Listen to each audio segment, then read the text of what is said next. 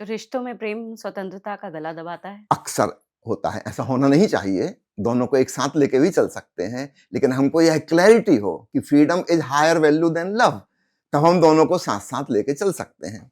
इस संबंध में ओशो एक उदाहरण देते थे, खलील जिब्रान की किताब है द प्रॉफिट, उसमें बड़ी अच्छी उपमा आती है। जैसे मंदिर के खम्भे हैं, अगर ये खम्भे बहुत नजदीक आ जाएं तो मंदिर ध्वस्त हो जाएगा, और खम्भे अगर बहुत दूर चले जाएं तो भी मंदिर गिर जाएगा। तो इस प्रेम के मंदिर को संभालने के लिए जरूरी है कि खम्भों में एक सम्यक दूरी हो, ना बहुत ज्यादा निकट और ना बहुत ज्यादा दूरी। ये जो बैलेंस है दोनों के बीच का, फ्रीडम एंड लव, दूरी का मतलब होता है हम एक दूसरे को फ्रीडम दें, और प्रेम का मतलब होता है क्लोजनेस। इनके बीच में एक सम्यक स्थिति होगी तो प्रेम और स्वतंत्रता दोनों एक साथ सधेंगे, और तब यह हमारे जीवन का क्लाइमैक्स अनुभव होगा। अन्यथा एक बलिदान हो जाता है दूसरे के नाम पर, और तब हम कभी भी तृप्त नहीं हो सकते। सारी दुनिया के दाम्पत्य जीवन को आप देखिए, जितने चुटकुले हम पढ़ते हैं उसमें 90% पति पत्नी प्रेमी प्रेमिका के चुटकुले होते हैं। क्यों? इतनी दुखद स्थिति है कि उस पर सिवाय हंसने को और कुछ कर नहीं सकते। तो स्वामी इसका जी, कारण क्या है? You are an example yourself. आप भी वैवाहिक जी। स्कूल में हैं और आपके विवाह को कितने दशक हो चुके हैं। आपके चेहरे पे तो एक चमक है और मुस्कान भी है। मेरी पत्नी के चेहरे पर भी है। तो फिर हम दोनों एक दूसरे की स्वतंत्रता का सम्मान करते हुए एक दूसरे को प्रेम करते हैं। दूसरी बात, मैं और मेरी पत्नी जब मिले थे तब हम ऑलरेडी दोनों सन्यासी थे, ओशो के, दोनों ओशो के प्रेमी के थे। तो ओशो की बात हम हमारे दोनों से ऊपर, हमारे प्रेम से भी ऊपर ओशो के प्रति प्रेम, हमारा फर्स्ट लव अफेयर ओशो है। आपस में जो प्रेम हुआ वो सेकंड नंबर पर है। तो चूंकि ऐसा हुआ, इसलिए मेरे जीवन का सौभाग्य की घटना है, मेरी श्रीमती जी के भी, हमारे जीवन में ओशो पहले आ गए, वो समझ पहले आ गई, और तब ये संभव हुआ कि हम खलील जिब्रान वाले मंदिर को संभाल पा रहे हैं। स्वामी जी, 650 किताबें ओशो ने लिखी, क्योंकि जब हम संबंधों की बात करते हैं तो यहाँ एक मुख्य बात समझना ये भी जरूरी है। लेकिन ओशो की बातों को सिर्फ और सिर्फ सेक्स या संबंधों में जो एक अत्यधिक स्वतंत्रता है, जिसे आप फिर उच्छृंखलता का नाम दे देते हैं, उससे जोड़ करके देखा जाता है। उन्हें लगता है कि अगर ओशो के फॉलोअर हैं, they are too open about relationship, sex which is not accepted in the society in general. ऐसा क्यों होने लगा? ऐसा क्यों समझा जाने लगा? इसके पीछे क्या वजह नहीं, थी? ये धारणा सरासर गलत है, 100% गलत है ना? अफवाह फैलाने वाले तो कुछ भी अफवाह फैलाते हैं ना, कुछ भी कहने लगते हैं। सीधी सीधी बात है, ओशो स्वतंत्रता के पक्ष में है ना? प्रेम नंबर 2 पर आता है ना? इतनी सी बात है। अब उसको कोई कहानी बना ले, किस्से बना ले, कुछ भी अफवाह फैलाना है, उससे क्या था? मैं, आप खुद ही देख लीजिए, मैं, मेरे जीवन में जो प्रेम घटित हुआ सो 50-60 साल हो गए, आज तक वही प्रेम हमारे जीवन में चल रहा है, कोई अन्य व्यक्ति मेरे जीवन में नहीं आया। कोई जरूरत ही नहीं, हम इतने तृप्त, इतने संतुष्ट हैं कि सवाल ही नहीं उठता, कभी सपने में भी नहीं सोच सकते कोई दूसरा हो सकता है। तो जो लोग ओशो को ठीक ठीक समझे हैं, आप उन सबके जीवन का निरीक्षण कीजिए, है ना? वो लोग अपने जीवन में परम संतोष पूर्वक अपने घर गृहस्थी का जीवन जी रहे हैं। हाँ, कुछ उच्छृंखल लोग तो कहीं भी आ जाते हो, उनको कौन रोक सकता है? लेकिन वो कोई ओशो की शिक्षा के उदाहरण नहीं है, they are not examples of Osho's teachings, है ना? कोई आदमी आके शराब पीने लगा है, तो हाँ, ओशो स्वतंत्रता के इतने पक्षधर हैं कि वो उसको मना भी नहीं करेंगे कि मत पियो, उसको पीना है पीने दो, हम कौन होते रोकने वाले, है ना? अब ये आदमी, अगर कोई लोग समझे कि ये ओशो की शिक्षा का प्रतीक है कि ओशो शराब पीना सिखा रहे हैं, तो बात गलत हो गई। ओशो नहीं हुँ, सिखा रहे हैं, ओशो तो होशपूर्ण होना सिखा रहे हैं।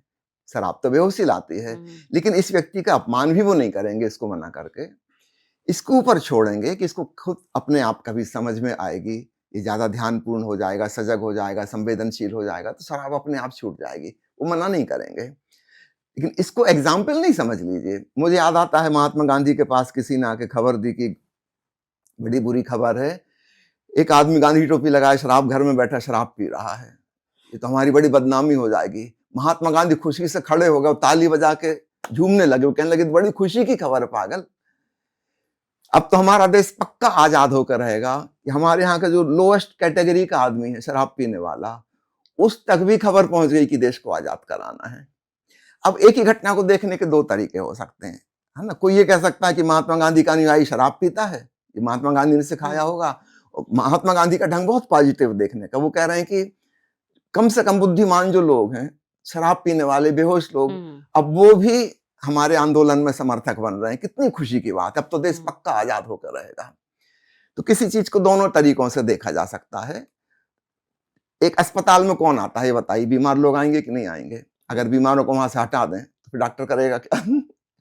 स्कूल में कौन आता है? अनपढ़ बच्चे आते हैं, उन्हीं को तो शिक्षक सिखाएंगे, पढ़ाएंगे, हम्म, है ना? कल मैं एक चुटकुला पढ़ा रहा था, एक बच्चा अपने साथ एक दिन गधा लेके आ गया, तो टीचर ने पूछा ये गधा क्यों अपने साथ लाए? उनका, मैडम आप ही तो कहती हैं कि मैंने बड़े बड़े गधों को इंसान बना दिया है, मैंने सोचा कि इसका भी आप भला कर दीजिए।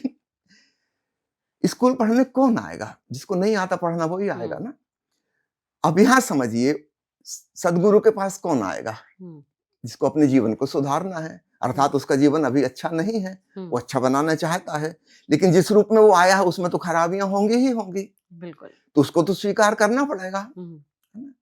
तो जिस तो भी रूप ओशो में का है ये उसे स्वीकार विशाल कीजिए। हृदय है कि वो सबको स्वीकार करते हैं। उन्होंने कभी किसी को मना नहीं किया। हाँ। जब कोई सन्यास दीक्षा लेने आया, उन्होंने कभी पूछा ही नहीं तुम कौन हो, कहां से आए हो, क्या करते हो। He never asked anything.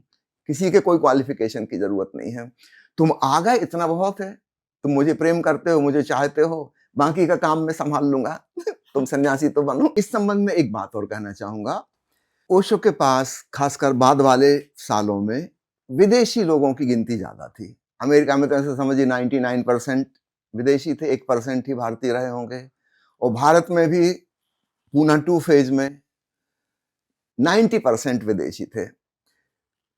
विदेशों में वैवाहिक संबंध ऑलरेडी टूट चुका है। जैसे पहले संयुक्त परिवार हुआ करता था, आज से 100 साल पहले पश्चिम में भी हुआ करता था, 30-30, 40-40 लोगों का एक घर हुआ करता था, वह टूटा, फिर एकल परिवार बना। और पिछले कुछ सालों से एकल परिवार भी टूट रहा है, पति पत्नी भी साथ रहने को तैयार नहीं है।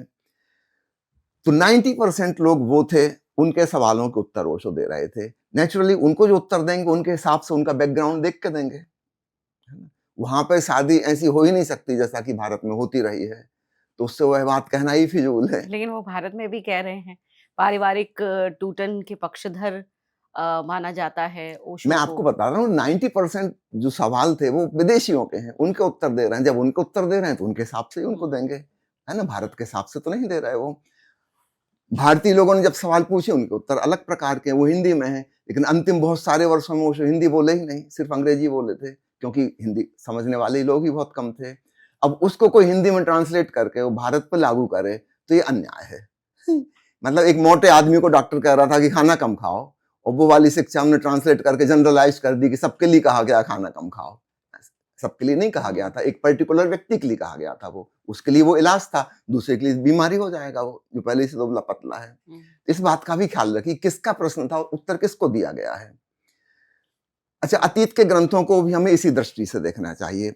मान लीजिए गीता में भगवान कृष्ण जो उत्तर दे रहे हैं वो अर्जुन नाम के क्षत्रिय को दे रहे हैं जो डिप्रेशन में चला गया है, और उसको वापस मोटिवेट करना है युद्ध के लिए। इस पर्पस से उपदेश दिया जा रहा है। ये कोई जनरल बात नहीं है कि हम सब पे वही बात लागू हो। ना तो आप कभी युद्ध में गई, ना मैं कभी युद्ध में गया, ना हमको तलवार चलाना आता, ना मिसाइल चलाना, ना हमारे जीवन में कभी ये होगा। अब हम उस उपदेश को अपने ऊपर लागू कर लें तो गलत हो जाएगा। ये प्रिस्क्रिप्शन किसी और मरीज के लिए था, हमको बीमारी नहीं है और हम वो दवाई खाएंगे तो हम और बीमार पड़ जाएंगे। लेकिन तो सारे ही ज्ञानी जनों की बातों में हमें ये भी कॉन्टेक्स्ट देखना चाहिए, वो पूछा किसने है, उत्तर किसको दिया गया है, उसी पर लागू होता है।